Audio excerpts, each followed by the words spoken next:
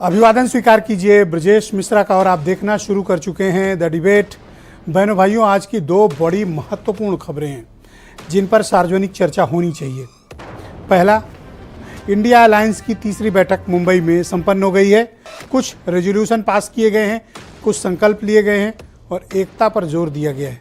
इसका इम्पैक्ट क्या पड़ेगा और एनडीए यानी बीजेपी के नेतृत्व वाले गठबंधन के खिलाफ यह महामोर्चा क्या बीजेपी का मुकाबला कर पाएगा, ये एक महत्वपूर्ण सवाल है। दूसरा मसला निकल कर आ रहा है दिल्ली से। स्पेशल सेशन बुलाया गया है। किस लिए? चर्चा बड़ी तेज है और आज उसकी एक्टिविटी भी दिखी है। वन नेशन वन इलेक्शन को लेकर संसद में कुछ बड़ा हो सकता है। क्या हो सकता है? पूर्व राष्ट्रपति रामनाथ कोविंद की अध्यक्षता में एक कमेटी बनाई जा रही है। ये कमेटी सरकार को सिफारिशें देगी और फिर संसद में कुछ होगा। क्या होगा? वी डोंट नो, हमें नहीं पता और सरकार ने भी क्लैरिटी भी नहीं दी। लेकिन सरकार ने कहा कि भारत सरकार के सभी secretary, additional secretary, joint secretary सब उस दिन दिल्ली में मौजूद रहें। क्या करने जा रही सरकार? कोई प्लानिंग है? हम सारे विषयों पर एक साथ चर्चा करने जा रहे हैं क्योंकि ये स्पेशल सेशन और उधर अलायंस का बनना, 24 का चुनाव नज़दीक आना। बहन भाइयों, इस देश में कुछ भी संभव है। हम आज खुली चर्चा इस पर आयोजित कर रहे हैं। बहन भाइयों, मुंबई और दिल्ली दो बड़े शहर आज बड़ी चर्चा में हैं। एक इंडिया अलायंस की वजह से चर्चा में और दूसरा स्पेशल सेशन की वजह से। तो मुंबई में क्या हुआ आज? मुंबई में मोटा मोटी 3-4 बातें तय हुई। एक तो ये अपनी सॉलिडारिटी यानी एकता को दिखाने में कामयाब हो गए और अपने मंच को उन्होंने मजबूत कर लिया। नेताओं में पहले से अधिक मजबूती, एक दूसरे के प्रति विश्वास और अलायंस के प्रति कमिटमेंट दिखा है। ये अलायंस ने 3-4 मुद्दों पर काम किया है, जैसे सीट शेयरिंग का फार्मूला तत्काल तय किया जाएगा, इस पर काम शुरू करेंगे। प्रमुख रूप से तय किया गया कि विपक्षी दलों का ये गठबंधन अपना शक्ति प्रदर्शन भी करेगा, रैलियां भी आयोजित की जाएंगी, सीट शेयरिंग होगी। कोऑर्डिनेशन के लिए 3-4 कमेटियां बनाई गई हैं और ये तय किया गया है कि बीजेपी का मुकाबला पूरी ताकत से करना है। अब की नहीं तो कभी नहीं के फार्मूले पर ये काम करने जा रहे हैं। वैसे ऐसी एकता बहुत पहले शायद ही दिखी हो जो एकता इस वक्त विपक्षी दलों ने इंडिया अलायंस के नेतृत्व में बनाई है। जुड़ेगा भारत, जीतेगा इंडिया, ये इनका नारा है। जुड़ेगा भारत, जीतेगा इंडिया। तो इंडिया कैसे जीतेगा? सिर्फ मीटिंग होगी या ग्राउंड पर कुछ काम भी होगा? इस समूह को जमीन पर जाकर बहुत काम करने की जरूरत पड़ेगी क्योंकि बीजेपी का मुकाबला करने के लिए बहुत उनके सामने कठिनाइयां भी मौजूद रहेंगी। क्या ये उसका मुकाबला कर पाएंगे? कॉम्प्लिकेशंस जिस बात पर आएंगे उसमें सबसे महत्वपूर्ण मामला है सीट शेयरिंग। अगर इसका कोई फार्मूला नहीं खोज पाए ये अलायंस, तो ये अलायंस फेल हो सकता है।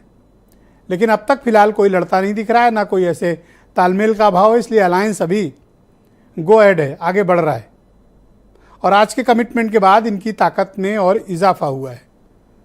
ये माना जा रहा था कि कुछ फिसल सकते हैं, लेकिन पहले से कहीं अधिक कमिटेड आज की बैठक में ये दिखे। लेकिन इनका कमिटमेंट बहनों भाइयों ज़मीन पर दिखना बाकी है और बीजेपी ने अभी फुल फ्लेज स्ट्रेटजी भी अपनी नहीं दिखाई है इनको तोड़ने के लिए। उधर दिल्ली में एक स्पेशल सेशन बुला लिया गया है पार्लियामेंट का। नॉर्मली ये सरकार ऐसा करती नहीं कि कोई विशेष सत्र बुलाएं। जीएसटी वगैरह के कानून बनाने हो तो एक अलग बात है कि अलग से सत्र बुलाया जाए, लेकिन महज अभी कुछ दिन पहले खत्म हुए मानसून सत्र के बाद ये स्पेशल सेशन 5 दिन का बुलाया जाना थोड़ा चौंकाता है। और इस बीच ये चर्चा शुरू हो गई है सरकार के पक्ष की तरफ से कि one nation one election need of the hour है। क्यों? आर्थिक बोझ बहुत पड़ता है। दूसरा, सरकार आराम से चलेगी, डेवलपमेंट के काम रुकेंगे नहीं। तीसरा, लोकतंत्र मजबूत होगा। विपक्ष का ये मानना है न तो आर्थिक कोई प्रभाव है क्योंकि चुनाव में तो हर वक्त वैसे ही होता है, पैसे का कोई इशू नहीं है। विपक्ष का ये मानना है कि तानाशाही की तरफ सरकार बढ़ रही है और कुछ बड़ा करने जा रही है और विपक्षी दलों को न विश्वास में लिया गया है, न सेशन के बारे में उनको जानकारी है। तो क्या चल रहा है दिल्ली में और 18 से 22 सितंबर के बीच क्या होने जा रहा है? बने भाई, निगाहें खुली रखनी पड़ेंगी और दिमाग को भी खुला रखना पड़ेगा चीज़ों को समझने के लिए, आ रहे संकेतों को डिकोड करने के लिए। सरकारें कहती नहीं हैं, इशारों में संदेश देती हैं, समझदार उनको डिकोड करके समझ लेते हैं, और जो लोग समझ लेते हैं वो चुप हो जाते हैं। लिहाजा सरकारों के संदेश पकड़ना बड़ा कठिन काम है। तो इस वक्त देश में चुनाव भले ही कुछ महीने दूर हों, लेकिन हर वो तरीके शुरू हो गए हैं। अपोजिशन किसी कीमत पर इस सरकार को तीसरी बार दिल्ली की गद्दी पर बैठने नहीं देना चाहता, और बीजेपी किसी कीमत पर यह गद्दी छोड़ने के लिए तैयार नहीं है। तो क्या होगा? तो टकराव होगा, वैचारिक लड़ाई होगी, हर वो तरीके अपनाए जाएंगे जो अपनाए जाते रहे हैं, या कुछ गैर पारंपरिक काम भी हो सकते हैं। तो क्या हो सकता है? आपके मन में प्रश्न होना चाहिए। बहनों भाइयों, सितंबर का महीना 18 सितंबर से 22 सितंबर के बीच दिमाग को खुला रखना पड़ेगा, संदेशों को समझना पड़ेगा। ये बात मैं रिपीट कर रहा हूं क्योंकि पार्लियामेंट का कोई सेशन ऐसे तल्ख माहौल में, जब अभी एक बड़े टकराव अविश्वास प्रस्ताव के बीच सरकार गुजरी हो, उस वक्त ये स्पेशल सेशन यूं ही नहीं बुलाए जाते हैं। और मैं आपसे फिर कहना चाहता हूं, बीजेपी या प्रधानमंत्री नरेंद्र मोदी कोई काम यूं ही नहीं करते हैं, उसके पीछे उनके कुछ ठोस उद्देश्य होते हैं। तो इस बार क्या उद्देश्य है? इंडिया अलायंस को चर्चा से बाहर करना। तो उनके पास कोई और भी तरीके हो सकते थे। ये सेशन क्यों बुलाया है, इसको समझने की हमें आवश्यकता है। आज कुछ बयान सुन लें आप, फिर हम इस चर्चा को आगे बढ़ाएंगे। राजस्थान में, मध्य प्रदेश में, छत्तीसगढ़ में, जो कर्नाटक में हुआ है वही यहां होने वाला है। और फिर उसके बाद नेशनल इलेक्शंस में जो इंडिया अलायंस है वो बीजेपी को हराने जा रहा है। चाहे मीडिया कुछ भी कह ले, चाहे हिंदुस्तान के सारे इंस्टीट्यूशंस को कंट्रोल करे, कुछ नहीं फर्क पड़ने वाला है। कांग्रेस पार्टी चुनाव को जीतने वाली है।